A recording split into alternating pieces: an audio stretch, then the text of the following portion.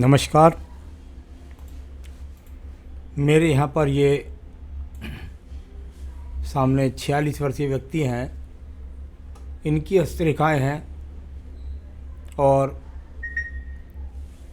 क्या क्या गतिविधियाँ आपकी उंगलियों में, आपके पर्वतों पर और आपकी रेखाओं में चल रही हैं, इसको मैं क्रम से पढ़कर बताऊंगा और अंत में आपके सवाल के जवाब। सबसे पहले बात कर लेता हूँ सबसे छोटी उंगली कनिष्ठा उंगली के बारे में। कनिष्ठा उंगली सूर्य की उंगली के प्रथम पर्व तक नहीं पहुँची, प्रथम कट तक सूर्य की उंगली के नहीं पहुँची। यानी कुल मिलाकर जब ये लंबाई रह जाए तो जीवन में उतार चढ़ाव का सामना और संघर्ष का सामना इन व्यक्तियों को, जिनकी उंगली यहाँ तक लंबी होती है उतनी, उनके मुकाबले काफ़ी करना पड़ता है।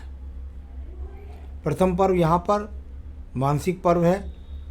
जैसी भी स्थिति है, आपकी मानसिक स्थिति पूरी तरीके से मजबूत है वर्तमान में।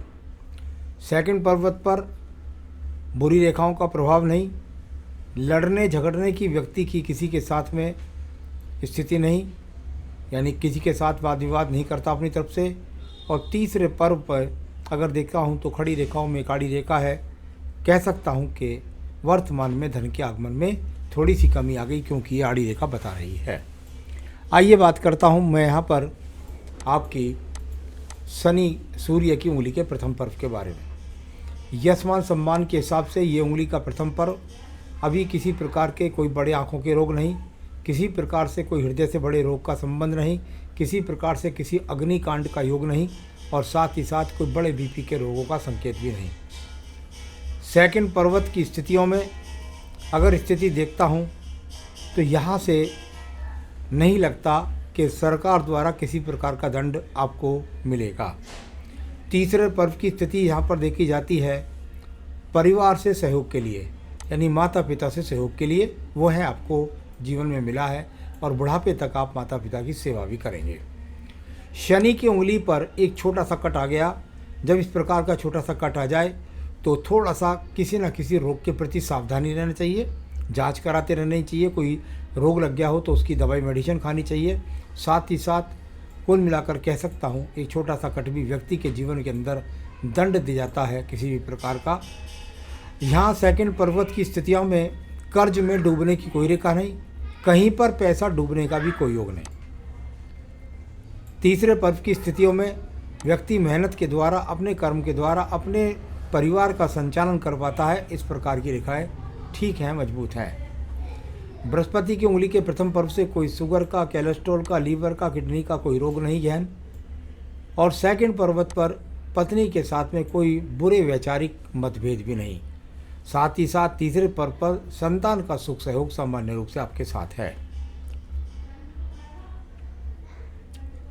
अब बात करेंगे हम आपके बुध पर्व के बारे में। बुध का पर्व और बुध के पर्व की स्थिति को यदि आप देखें तो कितनी सारी रेखाएं अगर खड़ी हुई चली तो ये सब रेखाएं उस समय तक होंगी जिस समय तक आपको दंड नहीं मिला, जिस समय तक आपको धन का नुकसान नहीं हुआ।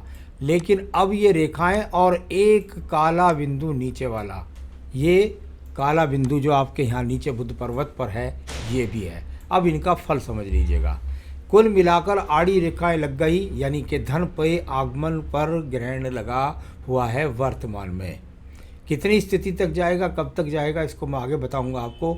ये धन पर ग्रहण लगने वाली स्थिति, साथ ही साथ आपके जीवन के अंतर्गत ये व्यापारिक जो लोग होते हैं उनके डिसीजन में कहीं ना कहीं कमी आती है, जिस कारण से ये काला बिंदु उनके जीवन के अंदर जरूर बड़े धन नुकसान का संकेत करता है। मेरे ख्याल से ऐसे व्यक्तियों को व्यापार से आपने लाभ उठा लिया, लेकिन व्यापारिक ऐसे लोग अधिकतर होते नहीं हैं। आइए बात करता हूँ सूर्य के पर्व के बारे में। सूर्य का पर्व जहाँ सम्मान की रेखाएं चली तो उसे भी आकर आड़ी रेखाओं ने काट दिया। यानी जब जब आड़ी रेखा काटेंगी आपके सम्मान में कमी करेंगी, आपकी नौकरी को छुटाएंगी, आपके व्यापार में नुकसान करेंगी, आपके सम्मान को नीचे करेंगी। इस तरह की स्थितियाँ ज़्यादा जो काटने वाले पैदा हुई हैं वो आपके 46वें वर्ष के नीचे काफ़ी रेखाएं काट रही हैं। यानी आने वाले समय में भी सम्मान के लिए काफ़ी संघर्ष होगा। आइए बात करता हूँ आपके पर्व की, और वह पर्व है आपका शनि का पर्व, यानी भाग्य का पर्व। भाग्य के पर्व की यदि स्थिति को देखता हूँ तो ये 55 वर्ष के बाद तो काफ़ी ठीक ठाक लगती है। मेरे हिसाब से यहाँ पर अभी भाग्य ज़्यादा उज्जवल नहीं है, लेकिन फिर भी धन के आगमन कहीं ना कहीं से आप बना लेते हैं, ऐसा कह सकता हूँ। यहाँ पर बात करते हैं आपके पर्व की, और वह पर्व है आपका बृहस्पति का पर्व। बृहस्पति का पर्व और उस पर खड़ी रेखाएं ज़्यादा गई हैं आपके बृहस्पति पर्व की तरफ, यानी संतान सुख सहयोग, पत्नी सुख सहयोग, साथ ही साथ ईश्वर की कृपा प्राप्त हो गई, और उस पर भी फिर आड़ी तिरछी रेखाओं का योग शुरू हो गया। यानी कुल मिलाकर ऐसा कह सकता हूँ कि कोई पैतृक संपत्ति तो मिली होगी, और स्वयं से अर्जित करने के लिए जो मकान की बात है उसका सवालों में दूंगा मैं आपको जवाब। तो बृहस्पति कुल मिलाकर अच्छा होने के बाद भी दूषित हो रहा है इस समय पर, उसकी पूजा पाठ करनी होगी यदि आप चाहते हैं अच्छे संसाधन बने रहें तब। यहाँ पर बात करते हैं आपकी हृदय रेखा के बारे में। अगर हृदय रेखा की बात करता हूँ तो ये थोड़ा सा जीवन में पहले उठी, फिर थोड़ा ढलवा, फिर बैलेंस में होती हुई ये दो मुखी, एक बृहस्पति को जाती हुई और एक यहाँ हृदय रेखा पर की तरफ जाती हुई। यानी कुल मिलाकर इसमें किसी बड़े प्रकार के रोग तो दिखाई नहीं देते, लेकिन इसको बहुत सारी रेखाओं ने नीचे की तरफ करा है। व्यक्ति ज़्यादा लोगों के काम आता है और लोग व्यक्ति के ज़्यादा काम नहीं आते। तो इस तरह की स्थितियाँ यहाँ पर है। यहाँ बात करता हूँ मैं आपके पर्व की, और वह है आपका निम्न मंगल पर्व। अभी निम्न मंगल पर्व के अंदर बहुत ज़्यादा क्रॉस की स्थितियाँ विराजमान है, यानी वर्तमान के साहस पर ग्रहण रूपी रेखाएं ज़्यादा प्रभावित दिखाई देती हैं। कर्म रूपी रेखाएं हैं, व्यक्ति कर्म बहुत करता है, इसमें कोई शक नहीं है। यहाँ पर मेहनती भी है, इसमें भी कोई शक नहीं है। लेकिन ये अपने आप में जब ज़्यादा रेखाएं यहाँ काटने लगी अंदर की तरफ, तो वो व्यक्ति के मेहनत पे थोड़ा सा ग्रहण लगा देती है। तो इसमें थोड़ा सा इस तरह की स्थिति को देखिए। इसके बाद भी लगातार यहाँ कुछ डाउन रेखाएं ज़्यादा हैं, नीचे की तरफ ज़्यादा गिर रही हैं। तो ये वो समय है जिस समय पे आप इस समय वर्तमान थोड़ा सा चल रहे हैं। तो ये स्थिति यहाँ पर है। आइए बात करता हूँ बुद्धि रेखा के बारे में। योजनात्मक तरीका बनाया, दूर पर्वत से संबंध बनाया, वहाँ से लाभ उठाया, या दूर प्रदेश में जाना, इस रेखा के अंदर लिखा है। आपके दिमाग में कोई योजना है, उससे आप दूर प्रांत में गए, वहाँ से आपने काम किया। इसको सिर्फ मैं यहाँ पर इतना ही बोलता हूँ। इसके बाद द्वितीय मंगल पर्वत की जो स्थिति है उसमें बहुत सारी रेखाएं आई और उन रेखाओं ने आपको मुकदमा दिया, लेकिन उसमें विजयी रेखा भी बहुत सारी पैदा हो गई हैं। जहाँ चटकदार रेखा, तो ये है विजयी रेखा। ये किसी भी मुकदमे झंझट से यदि जब तक आपके हाथ में है तब तक जितनी ज़्यादा होती जाएंगी, आपको मुकदमे से निकालने में समर्थित होती है।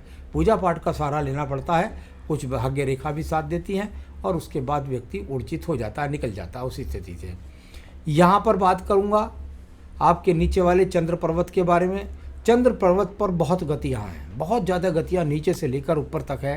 देखिए, नीचे वाली रेखा किसी न किसी गलत काम की तरफ प्रेरित करती है, गलत लोगों के साथ संपर्क बनाती है, गलत खान पान कराती है। तो ऊपर वाली रेखाएं प्रकृति के लिए लगातार दिखने वाली रेखा है। इनमें से केतु के साथ भी संबंध बना है, झटके के धन में भी व्यक्ति फंस सकता है, ऐसी भी स्थिति होती है। और कुल मिलाकर के यहाँ पर ये अपने आप में बुरी संगत से बचने वाली रेखा है।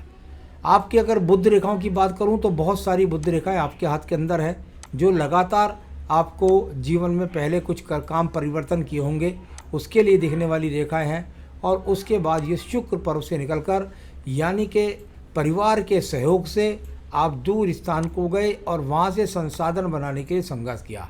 इसमें उतार चढ़ाव, इतनी सारी रेखाएं काटे तो उतार चढ़ाव का सामना हो जाता है। तो ये उतार चढ़ाव जीवन में, व्यापार में कई बार, नौकरियों का कई बार परिवर्तन, और कभी कभी व्यापार का भी कई परिवर्तन करना पड़ जाता है इन रेखाओं के कारण। चलिए अब मैं बात करता हूँ इसके बाद में आपकी रेखा के बारे में, और वह है आपकी भाग्य रेखा। अगर आप भाग्य रेखा को देखेंगे तो यहाँ से चलती है और 35 तक, ये 35वां स्थान, और ये इसके बाद में यहाँ से रेखा ऊपर की तरफ, और ये दूर स्थान से गई। यानी 35 के बाद हो सकता है कोई फैसला लिया हो और उसके बाद दूर स्थान से जुड़ने के लिए योजना बनाई हो, और फिर ये साथ में सम रेखा बराबर वाली लगी। यानी व्यक्ति ने प्रयत्न किया और प्रयत्न करके अपने भाग्य को बनाने का प्रयास किया। इस तरीके से इन रेखाओं को हम पढ़ लेते हैं। यहाँ पे का पढ़ने का तरीका होता है, राहु रेखा ने यहाँ आपके काटा, ये आपका 45वां वर्ष, और यहाँ पर काटा, यहाँ पर संकट का सामना हुआ, आगे ये रेखा काट नहीं रही है तो सहयोगात्मक रवैया मिल जाएगा। चलिए, इस तरीके से ये भाग्य रेखा कुल मिलाकर दूर स्थानों से जुड़कर लाभ बताया मैंने इसका। अब बात करता हूँ आपके शुक्र पर्व के बारे में। संसाधनों का शुक्र पर्व अगर सामान्य रूप से देखता हूँ तो सामान्य संसाधनों का शुक्र पर्व आपका ठीक ठाक है। आयु रेखा की स्थिति को देखता हूँ तो आयु रेखा की स्थिति भी अच्छी मणिमंत्र के नीचे तक पहुँचती है। 76-77 वर्ष से कम आयु है नहीं, आगे भी जा सकती है। तो ये तो सब रेखाओं को एक तरीके से जो पढ़ने का तरीका है इसके द्वारा मैंने पढ़ा है, लेकिन आपके सवालों को बिल्कुल अलग तरीके से देखना पड़ेगा, उसके बाद जवाब दूंगा आपको। मेरा इनकम अचानक से स्टॉप सा हो गया, क्या मेरा इनकम फिर से अच्छा होगा? वह राहु रेखा मैंने जो बताई थी आपके जीवन में, जो 45-46वें वर्ष में काट रही है, उसके बाद मुझे कोई राहु रेखा दिखाई नहीं देती। यानी आने वाले समय में बहुत अच्छी तो नहीं बनी, क्योंकि जब भी रेखा काटती है तो उसको संभलने में 3 से 4 साल लग जाते हैं। तो मैं समझता हूँ आगे आने वाले समय में आप प्रयत्न करेंगे और धीरे धीरे प्रगति की तरफ बढ़ेंगे। तो आने वाले समय में अच्छा हो जाएगा, लेकिन थोड़ा समय लगने वाला है, 2-3 साल। मेरा बहुत अच्छा बिजनेस था और अचानक से किसी ने चुगली कर दी, इस कारण से आपको जेल का सामना भी करना पड़ा। तो कोई बात नहीं है, मंगल द्वितीय रेखा बनी है और कुछ ना कुछ गलत डिसीजन, कुछ ना कुछ गलत लोगों का संपर्क या कुछ ना कुछ ऐसा हुआ है, क्योंकि वहाँ चंद्र पर्वत की स्थिति भी और बुध पर्वत पर काला तिल भी था, जिससे अचानक धन पर नुकसान हुआ।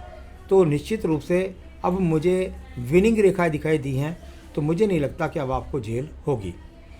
कोर्ट केस हुआ है और कोर्ट केस को क्या मैं जीत सकता हूँ? हाँ, बिल्कुल विजयी रेखा बन रही है। साथ में उनको और प्रगति या स्थिर रहने के लिए कोई रेखा भग ना जाए वो वहाँ से, तो उसके लिए जो पूजा पाठ है वो अवश्य कर लीजिएगा, जिससे आपको मुकदमे में विजय प्राप्त हो जाए। दोबारा जेल मुझे नहीं लगती और इनकम भी दोबारा से अच्छी हो जाएगी। अभी आपको कम से कम 2-3 साल संघर्ष होगा, उसके बाद स्थिति धीरे धीरे करके मजबूत होगी। तो फ्यूचर में धन भी कमा सकेंगे, ज़्यादा चिंता की बात नहीं है। जहाँ तक मकान की स्थिति है, अभी मुझे नहीं लगता कि 4 से 5 साल, लगभग 4 साल तक अभी मुझे मकान बनाने का योग दिखाई नहीं देता। फ्यूचर आपका अच्छा हो जाएगा, लेकिन जो पूजा पाठ में बताऊं, क्योंकि पहले आपकी स्थिति से निकलना होगा, मुकदमों में विजय प्राप्त करनी होगी और बिजनेस को सही चलाना होगा। इसके लिए क्या करें आप? रोजाना ओम ब्रह्म बृहस्पते नमः, ओम ब्रह्म बृहस्पते नमः, इसकी 3 से 5 माला का जाप करें, जिससे आपका बृहस्पति उज्ज्वल हो सके और भगवान की कृपा हो और आपके संकट कटे। साथ ही साथ नारायण कवच अवश्य पढ़ना होगा। जेल से जाने के लिए, मुकदमों में विजय प्राप्त करने के लिए आपको नारायण कवच का पाठ ओम ब्रह्म बृहस्पति की 3 से 5 माला करने के बाद आप नारायण कवच का पाठ रोजाना करें। ये दोनों कर लेंगे, यदि आप करेंगे तो निश्चित रूप से अपने संकटों से निकलेंगे और विजय प्राप्त करेंगे। नमस्कार।